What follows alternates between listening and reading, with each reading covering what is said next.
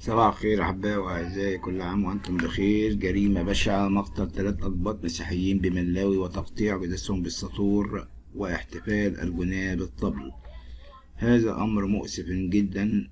الجريمة البشعة، مقتل 3 مسيحيين بملاوي وتقطيع جثثهم بالساطور واحتفال الجناه بالطبل. روى عصام يوسف ابن الضحية الجريمة التي هزت قرية إرشادات مركز ملاوي محافظة المنيا، التي تم فيها مقتل 3 أقباط مسيحيين، وهما يوسف وعفيف يوسف وبشرى يوسف، وتم التمثيل بجثثهم، وكل ذلك بداعي الأخذ والثأر منهم. وبعد مقتلهم بإطلاق النار ظلوا يرقصون على جثثهم.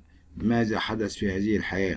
وأضاف عصام قائلا إن والده وشقيقه وعمه تعرضوا للهجوم من قبل الجناة أثناء عملهم بالزراعات بالأسلحة الآلية، ثم مثلوا جثثهم باستخدام الأسلحة البيضاء والساطور. والجناة الذين فعلوا ذلك هم 6 أشخاص يقومون بقرية جعوير، وقطعوا جثث المقتولين الأقباط بالساطور وعادوا إلى قريتهم وهم يحتفلون بعهد الصقر. وأكد عصام أن والده وشقيقه وعمه لا يعلمون بشيء عن هذا الصقر الذي يقول عنه الجناة، وأشار إلى أن هذا الصقر وقع منذ 70 عاما، ووالده وقتها كان طفلا، وما حدث لهم جريمة بشعة. وحولت قرية أبشادات مركز ملاوي محافظة المنيا لصراخ وعويل، بالأخص أن شقيقه متزوج ولديه 6 أبناء. واختتم عصام أن أحد الجناة عندما ارتكبوا هذه الجريمة سلم نفسه للشرطة، قال لهم إنه قام بذلك مفرده حتى ينتقم للثأر ولكن أهالي قرية إرشادات مركز ملاوي محافظة المنيا شاهدون على أنهم كانوا 6 أشخاص، وما فعلوه ودمروا 3 أسر دون ذنب ودون أن يعلموا أي شيء عن الثأر. هي دي المنيا، وهي دي الحقارة، وده الشعب المنياوي، الشعب الحقير اللي ما عندوش أي نوع من أقول إيه، ما عندوش أي نوع من الإحساس، ولا عنده نوع أي حاجة محترمة. الشعب المنياوي، أنا مش عايز أقول شعب لأن المنيا فيها ناس كتير محترمة، لكن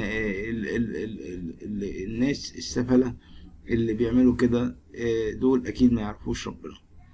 عاجل جدا مقتل 5 أشخاص في إطلاق نار داخل كنيسة بالولايات المتحدة بينهم أطفال. عاجل جدا مقتل 5 أشخاص في إطلاق نار داخل كنيسة بالولايات المتحدة بينهم أطفال. أعلنت الشرطة الأمريكية اليوم الثلاثاء مقتل 5 أشخاص من بينهم المشتبه به في حادث إطلاق نار داخل كنيسة في ساكرامنتو بكاليفورنيا. وقالت الشرطة الأمريكية أن المشتبه به في حادث إطلاق النار من بين القتلى، بالإضافة إلى أطفال الثلاثة جميعهم أقل من 15 سنة. وبدأ الحادث قبل الساعة 5:30 صباحا مساء اليوم الإسلامي بتوقيت الولايات المتحدة الأمريكية، عندما تم استدعاء الضباط عقب إطلاق نار داخل كنيسة في ساكرامنتو التي تقع عن طريق كذا. وأشارت التقارير إن ذاك بإطلاق النار على 5 أشخاص على الأقل. وأكدت إدارة الأسواق مقتل 5 أشخاص عدد الضحايا بينهم طفل، ولم تؤكد الشرطة بعدد العدد الدقيق للضحايا. وقد نشرت أيضا جريدة الوطن عن تلك الجريمة: أب يقتل أطفاله الثلاثة ثم ينتحر في كنيسة أمريكية بالولايات المتحدة ويقتل 5 أشخاص. قتل 4 أشخاص بينهم 3 أطفال نتيجة حادث إطلاق نار في مبنى كنيسة بمدينة ساكرامنتو بولاية كاليفورنيا الأمريكية. وأشارت قناة CBC الأمريكية نقلا عن الشرطة المحلية إلى انتحار مطلق النار ضحية 5 لا تتوفر معلوماته عنه. وقال مكتب شريف مقاطعة ساكرامنتو أن أبا أطلق النار وقتل أطفاله الثلاثة داخل الكنيسة قبل أن يطلق النار ويقتل نفسه، مضيفا أن هناك ضحية 5 لكن لا توجد معلومات معروفة عنها. رحم الله مصر، رحم الله كل من عاش بها. وخبر أخير وهو موضوع زيادة أسعار السجاير المحلية. أعلنت شركة الشرقية إيسترن كومباني عن زيادة أسعار منتجاتها من السجاير على أن يتم اعتبار من اليوم الثلاثاء اليوم الأول من 1 مارس 2022، وذلك بقيمة جنيها واحدا. وجاءت ذلك الزيادة استكمالا لقانون التأمين الصحي الشامل. وأرسل صدر البلد أسعار السجاير قبل الزيادة، وبعدها ارتفع سعر مونديال أحمر أزرق سيلفر من 20 إلى 21 جنيه، وسعر مونديال سويتش مونتول من 23 ل 24، وسعر كليوباترا بوكس 10 من 10 جنيهات إلى 11 جنيه ونص. ارتفع سعر سجاير بوسطن وبلومونت من 18 إلى 19 ونص، وسعر كليوباترا كينج سايز من 17 إلى 18 ونص. ارتفع سجاير كليوباترا سوفت كوين من 18 إلى 19 جنيه، زيادة سعر كليوباترا بوكس أبيض أو ألوان من 19 إلى 20 جنيه. وارتفع سعر سجاير سوبر ستار من 20 إلى 21 جنيه، وسجل سعر كليوباترا بلاك عند 24 جنيه، وسجلت سعر سجاير مونتسان سوبر 24 جنيه. 34.4 مليار إيرادات في كل 6 أشهر. ودارت نتائج أعلنت الشركة الشرقية إيسترن كومباني خلال النصف الأول من العام المالي المنتهي ب 31 ديسمبر 2021 تحقيق إجمالي إيرادات 34.4 مليار جنيه مقابل 32.59 مليار جنيه في الفترة المقبلة من العام الماضي بنسبة نمو بلغت 6%. وحققت الشركة الشرقية صافي مبيعات 8.55 مليار جنيه مقابل 8.1.6 جنيه في مليار جنيه في نفس فترة المقارنة بالنسبة نمو بلغت 4% مدعومة بقطاع السجائر المحلي. وبلغ مجمل الربح 3.86 مليار جنيه مقابل 3.44 مليار جنيه بنسبة زيادة بلغت 12% عن المدة ذاتها من العام المالي السابق. يذكر أن الشركة الشرقية إيسترن كومباني هي شركة مساهمة مصرية خاضعة للقانون رقم 159 للشركات المساهمة، مصنفة من أكبر 100 شركة في الشرق الأوسط حسب ويز. وتسعى الشركة من خلال سياسة الجودة إلى تحقيق التمييز والقدرة التنافسية والربحية العالمية لمنتجاتها وكسب رضا عملائها بكافة الأسواق المحلية والخارجي. وهذا نقلناه من صدى البلد. والشيء المحزن من الشيء المحزن أيضا الرئيس السيسي يتحدث بانفعال عن منتقدي تطوير المنظومة التعليمية. الرئيس يتحدث بانفعال عن منتقدي تطوير المنظومة. وجه الرئيس عبد الفتاح السيسي رسائل للجميع قائلا: عشان أعمل شارع بنشيل 1000 بيت، يا ريت ننزل المرج والمطرية ونشوف الدنيا. وأضاف الرئيس عبد الفتاح السيسي خلال إطلاق المشروع القومي لتنمية الأسرة المصرية إنه عندما تدخلت الدولة لعلاج وحل مشكلة التعليم، الدكتور طارق شوقي وزير التربية والتعليم خد على دماغه لما مات.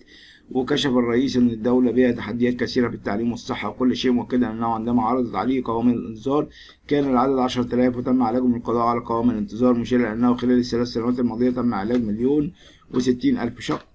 وأضاف الرئيس عبد الفتاح السيسي خلال إطلاق المشروع القومي لتنمية الأسرة المصرية أن الدولة واجهت تحديات كثيرة. وكشف أن هناك أحد المسؤولين في بلجيكا كان يتحدث معه قائلا: أنا قلت له النتائج بتاعتك كام وعدد سكانك كام؟ فرض 500 مليار دولار و10 ملايين مواطن متابع السيسي. فقلت له أنا محتاج 5 تريليون دولار لأن عدد سكاني 100 مليون، وعشان مش معايا الفلوس دي الناس في مصر مظلومة ومش بتاكل كويس ولا بتتعلم كويس. هي دي حقوق الإنسان. قبل أن يتحدث وانفعل الرئيس عبد الفتاح السيسي على الهواء وقال: لازم أي حد قبل ما يتكلم وينكد على الناس في المنازل ويعرف الحاجات دي. كمان علق الإعلامي عمرو أديب المنافق الكبير على كلمة الرئيس السيسي في إطلاق المشروع القومي لتنمية الأسرة المصرية. وهو ده المشكلة يا ريس، إن أنت وراك ناس إعلاميين يعني ما وراهمش غير الطبل عشان يكسبوا من ورا سعادتك. ومهما كنت حضرتك بتعمل شغل كبير ما بيبانش بسبب لأن في حاجات كتيرة قوي الناس بتضللها. وياريت تكون انت زي المرآة تظهر كل شيء زي ما كنت بتعمل في الاول واكتر. وقال اديب خلال تقديم برنامج الحكاية المذاعة عبر فضائية MBC مصر: الرئيس السيسي قال كلام تاريخي عن ربط التعليم بسوق العمل. احنا بقالنا سنين نتحدث عن ان الناس اللي بتدرس تكون مناسبة لسوق العمل. نحتاج الى في مصر تخريج شباب مناسب لسوق العمل. مضيفا: لدينا عدد كبير في مصر لا يعرف القراءة والكتابة. اوضح الرئيس: لا يحمل المواطن المسؤولية لكنه يقول للمواطن: شاركني في المسؤولية وأفهم كيف تأتي المسؤولية. يا سيادة الرئيس أنا بقول لحضرتك أهو كمواطن مصري، وده كان منقول من صدى البلد، إن حضرتك دلوقتي لما الشباب دلوقتي مش لاقي شغل هيشتغل فين؟ وسوري في ناس معينة هي اللي محتكر الشغل بأكمله ومفيش أي نوع من التنافس. العمليات بقت عمليات احتكارية. أرجوك يا سيادة الرئيس كما كنت واقف بجانب الشعب المصري خليك واقف أكتر، ما تسيبش بلدك، خليك محافظ على مصر. مصر محتاجة لك، مصر محتاجة لكل شيء. احنا ما يهمناش مهما الضغوط ومهما حصلت الحروب. احنا ياما مرينا بأزمات ومرينا بأيام الكورونا أصعب من كده، لكن أنا واثق إن ربنا مبارك شعب مصر كما قالها الرب، وادخلوها سالمين آمنين. وجيشك يا رب. هو دلوقتي ده انا عارف ان هو هيقدر يعمل كل شيء، لكن ارجوك يا ريس خليك معانا، اوقف شوية الداخلية عن حدها لانها اصبحت يعني متجولة بتجول بشع. وبقى دلوقتي الامين الشرطة فاكر نفسه ان هو لواء شرطة زي الاول، وبيتعامل مع الناس باسلوب غير لائق خالص جدا جدا. عشان تروح تعمل محضر في الاسم لازم تتعاقب وتتأدب وتاخد فوق دماغك، ده لو انت مجني عليك، لكن لو انت متهم هتتحط فوق دماغك لانه بيخاف منك. حقيقي احنا دلوقتي متأكدين تماما ان احنا معانا رئيس قوي، رئيس المواطنة، رئيس الحب، رئيس السلام. شكرا لك أحبائي وأعزائي، وأرجو وأتمنى أن يكون لكم الفيديو يليق لكم بالإعجاب، ولا تنسوا اشتراككم في القناة، قناة الملكة والأميرة.